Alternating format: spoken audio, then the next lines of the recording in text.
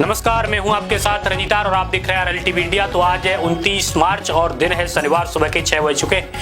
समय हो चुका है न्यूज बुलेटिन का। ये जानेंगे क्या चल रहा है देश और दुनिया में। तो आज की बुलेटिन में सबसे बड़ी खबर है भूकंप को लेकर, यानी भूकंप ने इस प्रकार से तबाही मचाई है कि देश के प्रधानमंत्री नरेंद्र मोदी जी ने भी शोक संवेदना व्यक्त की है। जानेंगे आज की बुलेटिन में। साथ ही उत्तर प्रदेश के सीएम योगी आदित्यनाथ को लेकर भी बात करेंगे और उसके साथ साथ सपा के राज्यसभा सांसद रामजीवन वर्मा के बारे में भी बात करेंगे। और आप लोग कॉम्पिटेटिव एग्जाम की तैयारी करते हैं तो आपके लिए काफी बड़ी अपडेट है, जानेंगे आज की इस बुलेटिन में। जस्टिस वर्मा और इलाहाबाद हाईकोर्ट को लेकर काफी बड़ी अपडेट है, जानेंगे आज की इस बुलेटिन में। चलिए स्टार्ट करते हैं आज की इस बुलेटिन को। वीडियो को लाइक कीजिए, चैनल को सब्सक्राइब नहीं किया है चैनल को सब्सक्राइब कीजिए। अगर आपने हमें फेसबुक पर फॉलो नहीं किया तो फेसबुक पर फॉलो जरूर कीजिए। चलिए स्टार्ट करते हैं आज की इस बुलेटिन को बिना किसी देरी के साथ। तो आज की सबसे पहली खबर है प्रधानमंत्री नरेंद्र मोदी को लेकर, यानी सरकार ने स्टूडियो घिबली से प्रेरित प्रधानमंत्री मोदी की एआई तस्वीर की है शेयर। यानी भारत सरकार ने एक्स पर प्रधानमंत्री नरेंद्र मोदी की स्टूडियो घिबली से प्रेरित एआई तस्वीर शेयर की है। और माई जियो इंडिया ने कैप्शन में लिखा है, मुख्य पात्र नहीं वह पूरी कहानी है। स्टूडियो घिबली स्टॉक्स में न्यू इंडिया का अनुभव करें। एक तस्वीर में प्रधानमंत्री मोदी अमेरिकी राष्ट्रपति डोनाल्ड ट्रंप और जबकि दूसरी में वह विमान में बैठे दिख रहे हैं। वही खबर आ रही है अमेरिका को लेकर, यानी अमेरिका की नई सोशल मीडिया नीति ग्रीन कार्ड धारकों को कर सकती है प्रभावित।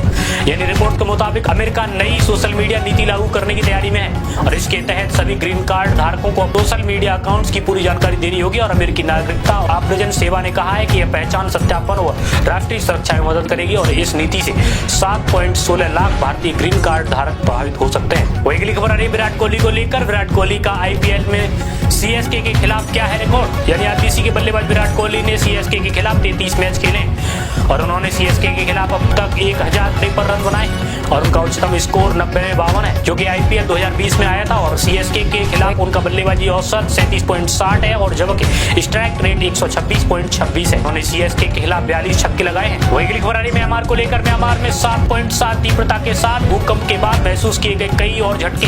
म्यांमार में शुक्रवार को सुबह 11:50 पर 7.7 तीव्रता का भूकंप आने के बाद कई और झटके महसूस किए गए। यूएस जियोलॉजिकल सर्वे के अनुसार म्यांमार में दोपहर 12:02 पर 6.4 तीव्रता का झटका आया, जबकि दोपहर 12:57 पर दोपहर 1:06 पर 2 झटके महसूस किए गए और इन दोनों झटकों की तीव्रता 4.6 थी। वही खबर आ रही है कुणाल कामरा को लेकर। कुणाल कामरा को गिरफ्तारी से मिली राहत और मद्रास हाईकोर्ट ने 7 अप्रैल तक की है आग्रह। महाराष्ट्र के उप मुख्यमंत्री एकनाथ शिंदे पर विवादित टिप्पणी के मामले में मद्रास हाईकोर्ट ने कॉमेडियन कुणाल कामरा को 7 अप्रैल तक अग्रिम जमानत दे दी है और हाईकोर्ट ने कहा कि जब तक कामरा स्थायी कानूनी उपाय नहीं कर लेते हैं तब तक उन्हें गिरफ्तारी से राहत दी जाएगी। और शिवसेना विधायक मुरजी पटेल ने कामरा के खिलाफ केस दर्ज कराया है। वही अगली खबर आ रही है केंद्रीय कैबिनेट मीटिंग को लेकर। यानी केंद्रीय कैबिनेट मीटिंग की आज हुई बैठक और बैठक में लिए गए कौन कौन से प्रमुख फैसले जानेंगे। यानी केंद्रीय कैबिनेट की शुक्रवार को इलेक्ट्रॉनिक्स कंपोनेंट मैन्युफैक्चरिंग और स्कीम के लिए 22,919 करोड़ की मंजूरी दी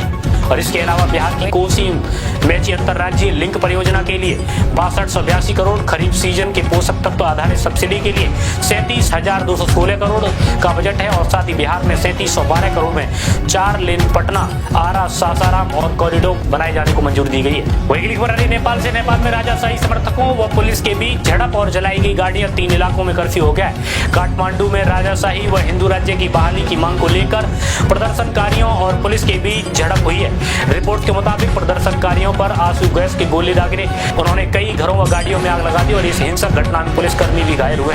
फिलहाल 3 इलाकों में कर्फ्यू लगा दिया गया है। वही खबर आ रही है एनसीईआरटी को लेकर। एनसीईआरटी में जूनियर इंजीनियर और असिस्टेंट एचआर समेत 72 पदों पर निकली है भर्ती। यानी national capital region transport corporation limited ने junior engineering, mechanical civil programme associate और असिस्टेंट एचआर समेत 72 पदों पर भर्ती निकाली है। योग्य उम्मीदवार एनसीईआरटी की आधिकारिक वेबसाइट ncrtc.in पर जाकर 24 अप्रैल तक आवेदन कर सकते हैं और इन पदों के लिए अलग अलग शैक्षणिक योग्यता और आयु सीमा 16 से 25 वर्ष निर्धारित की गई है। अगली खबर आ रही है जस्टिस वर्मा को लेकर। केंद्र ने कैश विवाद में फंसे जस्टिस वर्मा को इलाहाबाद हाईकोर्ट में ट्रांसफर करने की मंजूरी दी है। यानी केंद्र सरकार ने कैश विवाद में फंसे दिल्ली हाईकोर्ट के जज जस्टिस यशवंत वर्मा को इलाहाबाद हाईकोर्ट में ट्रांसफर करने की मंजूरी दे दी है। सुप्रीम कोर्ट को कॉलेजियम ने केंद्र सरकार के जस्टिस वर्मा इलाहाबाद हाईकोर्ट में ट्रांसफर करने की सिफारिश की थी और गौरतलब रिपोर्ट्स के मुताबिक जस्टिस वर्मा के आवास से कथित तौर पर भारी मात्रा में नकदी मिली थी। वही खबर आ रही है कर्मचारियों को लेकर। यानी 2% डीए बढ़ने से कितने कर्मचारियों और पेंशन भोगियों को होगा लाभ, सरकारी खजाने में पड़ेगा कितना बोझ। केंद्रीय कर्मचारियों के के महंगाई भत्ते और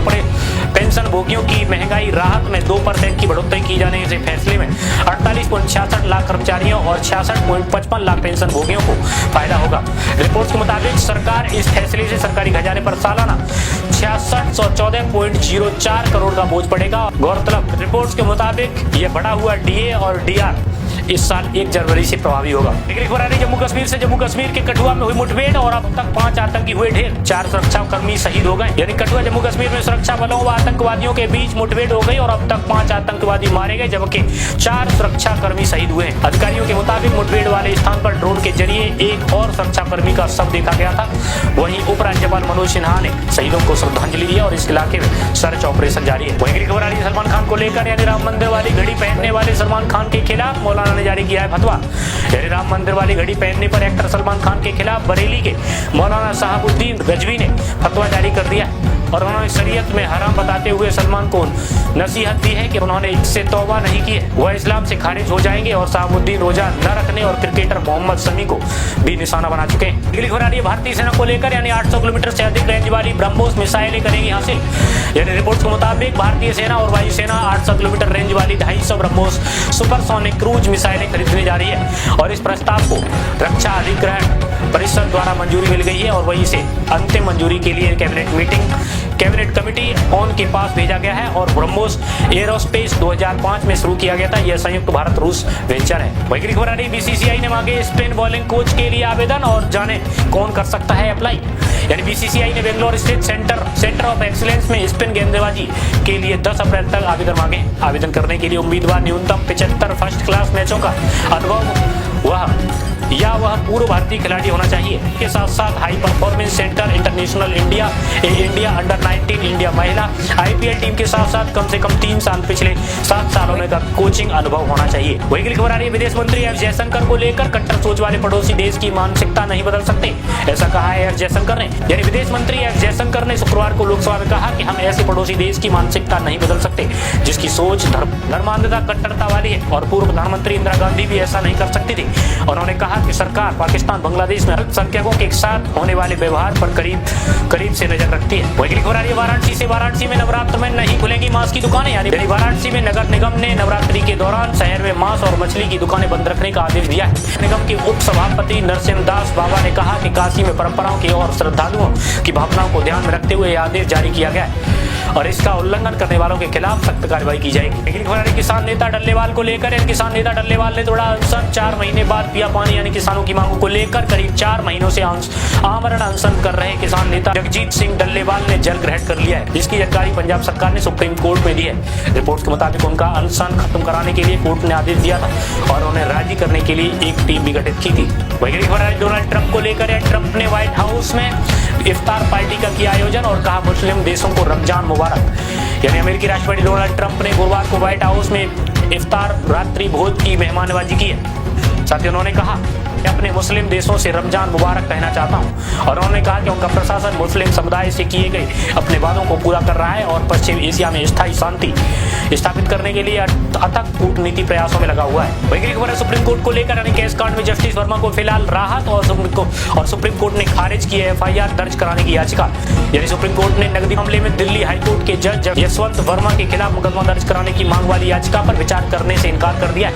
अदालत ने कहा कि इस मामले की इन हाउस कमेटी द्वारा जांच की जा रही है और रिपोर्ट आने के बाद सीजेआई के पास कार्रवाई करने के कई सारे विकल्प होंगे। दोस्तों आज की बुलेटिन में इतना ही। होप आप सभी को बुलेटिन पसंद आई तो वीडियो को लाइक करना, चैनल को सब्सक्राइब नहीं किया चैनल को सब्सक्राइब करना और आपने अगर हमें फेसबुक पर फॉलो नहीं किया तो फेसबुक पर फॉलो जरूर करना। चलिए मिलते हैं आप सभी से नेक्स्ट बुलेटिन के साथ, तब तक के लिए जय हिंद जय भारत, वंदे मातरम।